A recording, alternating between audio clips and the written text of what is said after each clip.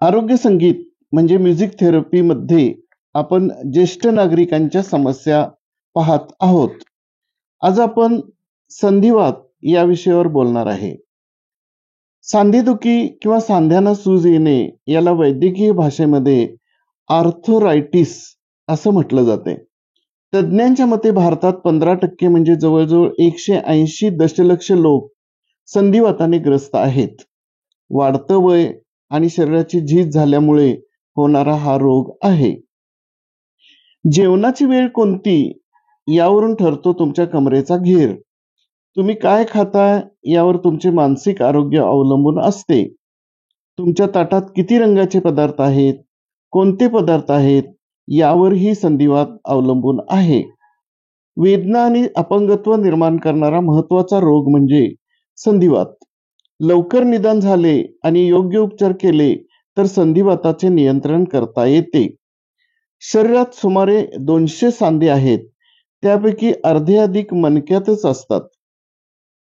संधिवाताचे मुख्य 2 प्रकार आहेत, एक झीज आणि दुसरं सूज. 2 सांध्यामध्ये एक द्रव पदार्थ असतो. हा थर सांध्यांना एकमेकावर घासण्यापासून सुरक्षा देतो. जेव्हा हा द्रव पदार्थ कमी होतो तेव्हा सांध्यामधील जागा कमी होते, त्यामुळे सांधे एकमेकावर घासले जातात. घर्षणामुळे सूज येते किंवा त्याची ताठरता वाढते. अस्थिरोग तज्ज्ञांच्या माहितीनुसार संधिवाताचे 100 पेक्षा जास्त प्रकार आहेत. आता यावर उपाय काय? तर एक म्हणजे दीर्घकाळ व्यायाम आणि उपचार पद्धती आखून घेणे, शरीराची हालचाल करत राहणे, रोज थोडा वॉक, स्ट्रेचिंग व स्नायूंना बळकट करण्याचा प्रयत्न करणे, थंड पदार्थ न खाणे, जास्त प्रोटीन असणारे पदार्थ खाणे बंद करणे.